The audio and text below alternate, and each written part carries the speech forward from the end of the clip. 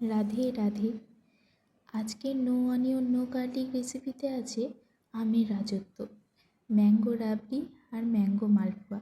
বাজারে আম শেষ হয়ে যাওয়ার আগে এই দারুণ কম্বোটা অন্তত একবার বাড়িতে বানিয়ে দেখবেন, খুবই ভালো লাগবে। আর আপনারা বিশ্বাস করবেন না, এই মালপোয়াগুলো আমি মাত্র 1 চামচ ঘি দিয়ে বানিয়েছি, আর স্বাদ সেই ভাজা মালপোয়ার মতনই।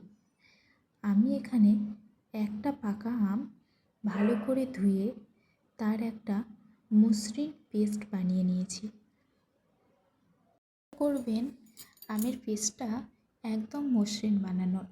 আর আমি এখানে আমের পেস্ট বানানোর সময় কোনো রকম জলের ব্যবহার করিনি, শুধুমাত্র আম দিয়ে এই পেস্টটা বানিয়েছি। এবারে রাবড়ি বানানোর কাজ শুরু করি। এখানে একটা পাত্রে আমি 750 ml মতো দুধ নিয়ে নিয়েছি। এবার দুধটাকে ঘন হতে দেব। আঁচটা মাঝারি রাখবেন আর দুধটাকে মাঝে মাঝে নেড়ে দেবেন, নয়তো দুধ নিচে লেগে যাওয়ার সম্ভাবনা থাকতে পারে। এবার এখানে সামান্য চিনি দিয়েছি। আপনারা যেমন মিষ্টি পছন্দ করেন সেরকম চিনির পরিমাণটা একটু কম বেশি করে নিতে পারেন। এখন দুধটা যতক্ষণে ঘন হচ্ছে, আসুন আমরা মালপোয়ার জন্য ব্যাটারটা বানিয়ে নিই।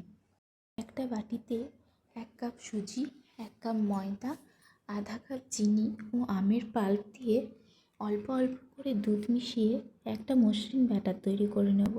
চেষ্টা করবেন একসঙ্গে দুধটা না দিয়ে একটু একটু করে দেবার, তাহলে ব্যাটারটা খুব একটা পাতলা হবে না। এবার এটাকে 20 মিনিট মতো রেস্টে রেখে দেব।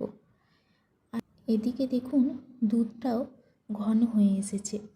এবার এখানে সামান্য এলাচ গুঁড়ো মিশিয়ে দুধটাকে সম্পূর্ণ ঠান্ডা হতে দেব।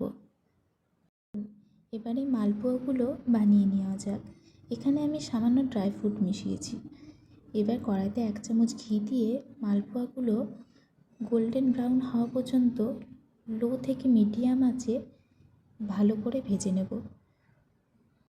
ঠিক এইভাবেই একটা একটা করে সব মালপোয়াগুলো ভেজে নেব। এদিকে দেখুন দুধটাও সম্পূর্ণভাবে ঠান্ডা হয়ে গেছে। এখন এর মধ্যে সামান্য আমের পাল্প ভালো করে মিশিয়ে দেব। সম্পূর্ণ ঠান্ডা হয়ে যাওয়ার পরেই আমের পাল্প মেশাবেন, নয়তো দুধ ফেটে যেতে পারে। আর রাবড়ি যদি আপনাদের খুব ঘন মনে হয় তাহলে সামান্য ঠান্ডা দুধ মিশিয়ে রাবড়িটাকে একটু পাতলা করে নিতে পারেন। ব্যাস, এবারই তৈরি হয়ে গেল ম্যাঙ্গো রাবড়ি আর ম্যাঙ্গো মালপোয়া। রাবড়িটাকে 1 থেকে 2 ঘন্টা ফ্রিজে রেখে তারপরে ঠান্ডা ঠান্ডা সার্ভ করবেন। বাড়িতে বানিয়ে অবশ্যই জানাবেন রেসিপি দুটো আপনাদের কেমন লাগলো। আর ভিডিওটি ভালো লাগলে পাশে থাকবেন। ধন্যবাদ।